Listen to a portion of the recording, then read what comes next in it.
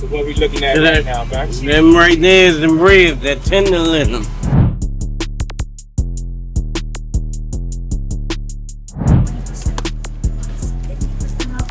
See? Y'all the only people I really seen with live fights. Oh yeah. So what they be using? I don't know. I just ain't never seen that. Right. They might have it on deck, or maybe they use a pole. I don't know what they be using. You seen people chop wood though? Well, no, nobody chopped wood. They had wood split already. Oh yeah. But I do it for the exercise. So my man down here, he he has live fire. But this is my exercise. And then sometimes women, they like to see a man split wood. That's why I do it. Sometimes they'll stop and just look. How long you been in fitness, man? What's this, 20, 25? 25 years basically. Yeah. About 20 years. 2025? Yeah, like 20 years. Like 20 years. What made you want to start? What made me want to start? I'll tell you. Going out, different barbecue restaurants, different people, set up like this, getting food and throwing it in the trash. That's what made me get started. At that point, I was doing it like backyard, me and my brother-in-law was doing pool parties, stuff like that.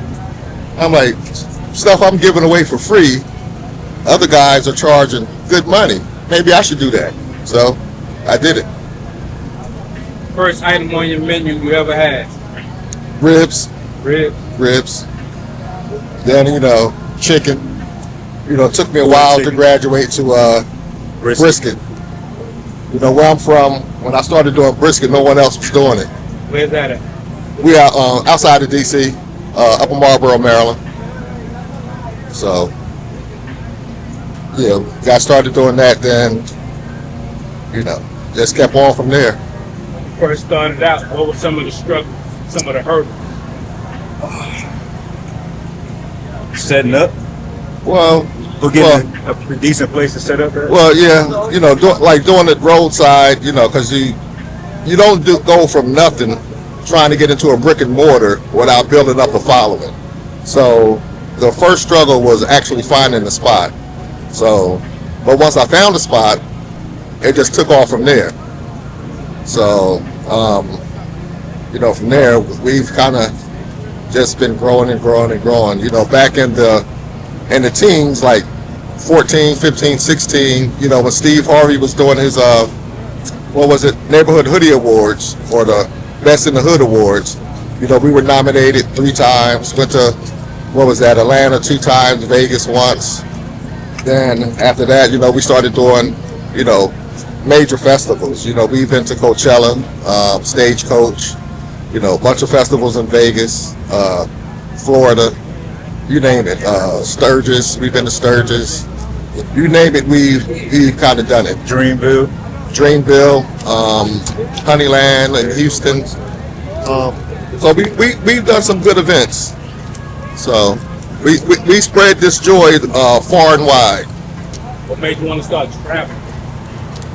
You said you do have a brick and mortar, or you did have one? I did have one. What made me want to start traveling was, I felt like I had done a lot in my area, and I wanted to spread this, to the masses. And also, there's a lot more money in big festivals. Whether you have a brick and mortar, it's just a lot more money in big festivals. So, and not everyone can do those, and not everyone gets invited out to do those. So, I guess more than anything, it was an ego thing. I can say I have done Coachella. Not too many people can say that. And a lot of other festivals, people can't say they did it and mastered it. So, we went out to those places and rocked out. So, I like to think that I was best in show when it came to what I do. So, and that's kind of the same thing everywhere, here or wherever I am. So, but this is my son right here. how's he doing? Family business. Yeah, Yes, sir. family. Yes, Wife sir. and nephews over there. You know, daughters at home. I'm trying to get them to take over. For sure. So I'm getting old. Not old, but older. So When you first decided to involve family in the business, were they already in the business with you, or did you involve them later on? I involved them later on. I think when I got started, he was probably too young. He was still, too young. So, but my daughter, she was probably really when I got started, wasn't even born yet. But now, so yeah, it's a family business, and she's doing her own thing now. So, yeah. So your setup isn't the traditional food truck setup. What do you call it? It's a tenant setup. And to me, it's I started doing. I have a food truck back home that I haven't worked in a few years, and when I started doing like the major festivals, I'm like, this is just so much easier and better. You have way more room. With a food truck, is here, 8 feet is the wall, here, and another maybe 20 feet. That's it. So you're limited on what you can bring out. You're limited on how many people you can have in the truck. So when we do major stuff, it's like 15 of us. So I can't do that in the truck. So it's trucks are fine for going from place to place, setting up. But I like to think that I've kind of evolved from that. So I prefer the 10. So, Advice for anybody getting into the business. know how to cook. Know how to cook. Not just, for, your immediate people that love you, that's not going to give you constructive criticism. Know how to cook and be good at it. I read a lot of posts or in a lot of groups where, people, they want to get into the food truck business because they see other people in it. And they ask questions like, what do you think I should cook? Well, by you asking that question, this might be the wrong business for you. So, know how to cook. That's the main thing. So that's the main thing.